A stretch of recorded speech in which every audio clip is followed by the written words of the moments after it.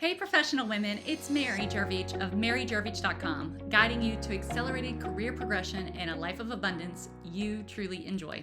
And in today's accelerated career planning tip video, I'm going to talk about how to get a raise when your company has pay bands or pay ranges, especially if you haven't been offered a raise in a while and you're starting to question a career change. Now, as a career planning strategist, I've had the honor of helping numerous women earn promotions and raises on the spot year after year without losing their flexibility, burning out, or even changing jobs, allowing them to have more peace, happiness, and freedom in their lives. And if that is something that you want and that you're interested in, then I would love to invite you personally to attend my upcoming new and limited time live masterclass. That's right, we are going live. We are going to be talking about 5 shortcuts, and we're going to be revealing these for loyal women looking to confidently accelerate their careers. And if that is you, then I want you to get in the description and click on the link. Be sure to register today as we have just a limited number of spaces, and there is a special bonus just for you for those who attend live. Now, when it comes to obtaining a raise, when your company has pay bands or ranges, we must first understand what a pay band is and what type of pay bands your company uses. So there are 2 different types of pay bands or pay ranges that are really common. And before we dive into those, I just want to talk really quickly about what a pay band or pay range is. And those terms can really be used interchangeably. They are the same thing. And so throughout this time, I'll just be saying pay band instead of saying pay band and pay ranges, just to make it simple for us. So a pay band, what is it? Well, it is a set salary number based off of specific criteria that your company is saying you were eligible for. So this means that there is a limit and a minimum to what you can earn. And so it is a range because it's not just a solid number. So it makes it a range because it's this a minimum number and then your high number. That's the end. Now here's the thing. There's 2 different types of pay bands that exist. And it's important that you understand what type of pay band your company has. Because while there is flexibility in pay band ranges, it can vary based on the type that your company uses. And you just want to be aware if your company is using these. If you're not sure, you can go on down to HR and ask them, are there pay bands or pay ranges for my role? Then get curious and find out what that pay band is for your role. This is important because that kind of tells you where you should be at within the company. Okay, now let's talk about those 2 types of pay bands. The first type is based off of time. What this means is that based off of your time in a particular role, certain salaries and other opportunities within the company will be afforded to you just because you've logged your hours and done your time. Now, companies do use this type of pay band, but there is a downside to this type of pay band. And maybe you're finding yourself in one of these situations right now where you're not highly motivated to work because it's just all based off of time, and how you perform and what your results are don't really matter.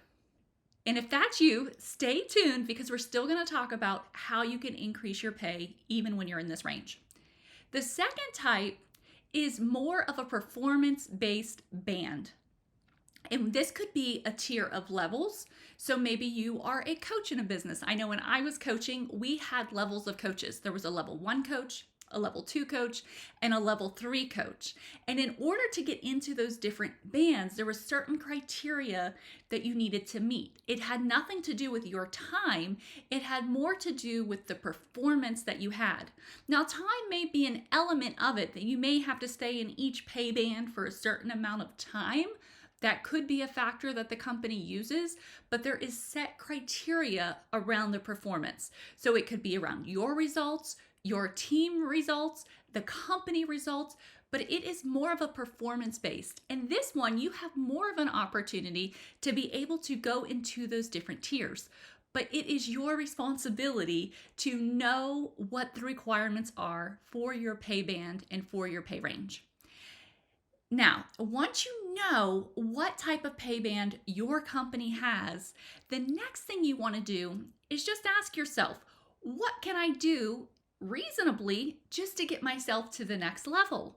Perhaps you missed a jump because your manager overlooked the fact that you should have been given a review and an increase because you've been in the role for a certain period of time. Well, then you can simply go in and let them know, hey, I've been here for X amount of time. I would like to go ahead and get moved up to this next pay band.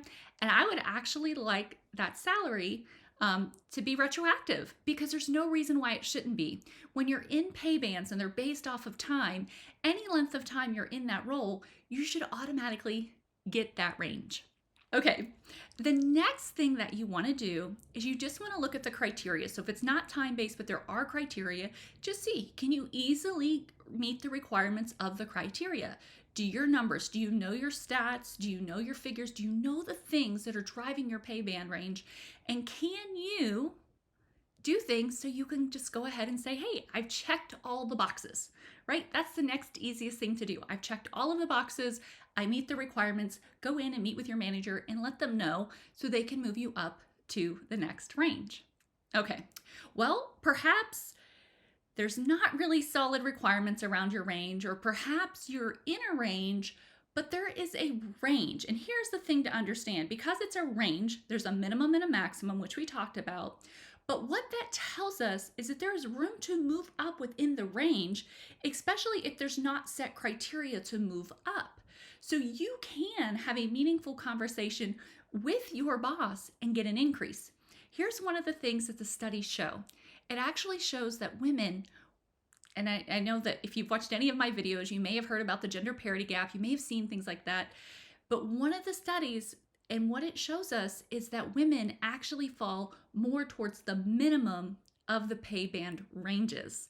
And if that is you, if you find out what your pay band range is, and you are noticing, okay, I'm at the lower end, then you want to set up a meeting. Now, I'm going to talk about the full system and how to shortcut your career in that upcoming webinar. So get registered for that. If you find out you're in that lower end, get registered, because I'm going to talk to you about how to have that meaningful conversation with your boss and how to accelerate that and really go in a very meaningful way where they're going to see like your absolute highest value, and they're going to want to move you all the way up to the top of that pay band.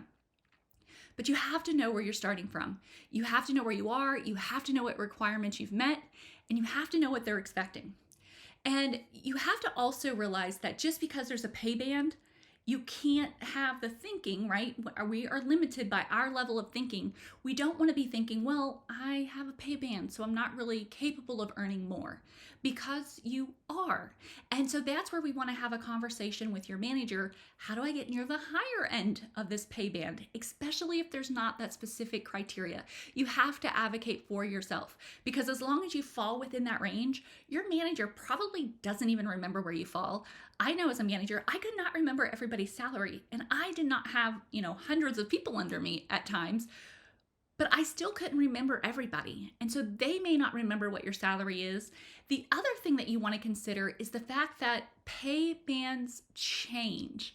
And so times are going to change things. We've just had job market changes, world crises, and economy changes. And because of those changes, they may have changed the range. Now, they should go in and they should give you an increase, but that doesn't mean that they did. And so what you want to do is you want to discover, what are new people making coming into the company in these roles? A lot of times people will upgrade their ranges because they do market research. And what they realize is that to be competitive in the market, they actually have to increase their ranges.